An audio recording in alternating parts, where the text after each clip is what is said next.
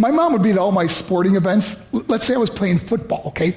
My mother would be on the sidelines, and if the play on the field started going one way, my mother would run along like, Mark, get him, get him. I'd be like, oh my gosh. I'd get in the huddle with the other guys. They go, Mark, is that your mother? I go, no, I never saw her before in my life. See, the greatest gift my mother ever gave me, she believed in me. I have overdosed on drugs on 3 occasions where I should have been dead. But I believe I was kept here for a reason. You show me your friends, I will show you your future. How do I know this?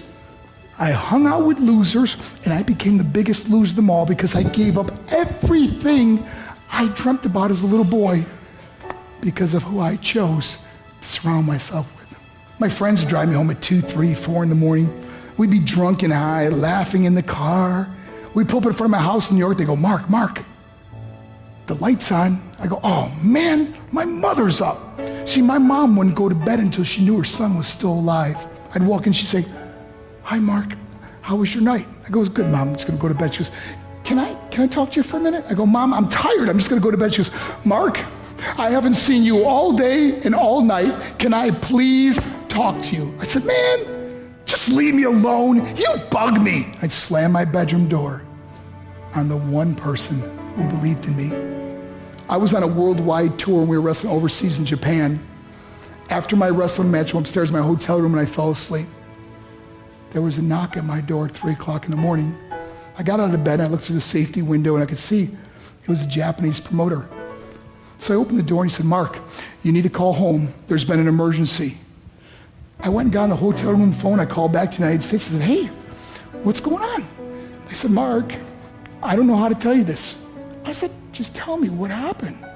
All of a sudden they started crying. They go, Mark, I can't tell you. I said, just say it. They said, Mark, your mother died. I just threw the phone down. I ran out of my hotel room. I took the elevator to the lobby, and when the doors opened up, I just ran out into the street. I mean, there was no cars, there was no people. It was 3 o'clock in the morning.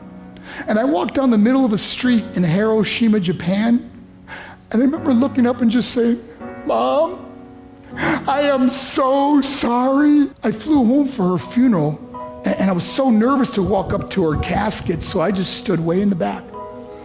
And I kept looking from a distance. I kept thinking to myself, Mom, please wake up. Please get up. And then I finally got the nerve to walk up to her. And as I got closer, I could see my mom for the first time. I mean, she was so beautiful. She was dressed in white. I mean, she looked like an angel. And I just stood over and I said, Mom, you are my hero. Everything I am, everything I hope to be was because of you. You loved me so much. You gave me a life. You're the only one that ever believed in me. How did I repay her? By getting drunk, by getting high, by getting stupid, by hanging out with losers. For what? All she ever wanted to do was talk to me. I wish I could talk to you now, Mom. I wish you could see what I'm doing. Why couldn't I have been a better son? We are defined by our choices. But if you surround yourself with people involved in drugs and alcohol and pills, it's a dead end. I'm not here to preach to you. I'm here to tell you I lived that life. It leads to broken hearts, broken relationships, broken dreams, and death. For what? To get high? If you have a mother or a father, when you go home, tell them how much you love them. See, my whole life was about being rich and famous. I had to be a millionaire. I had to win the race. I had to win the race at the expense of my marriage, my family, my friends. For what?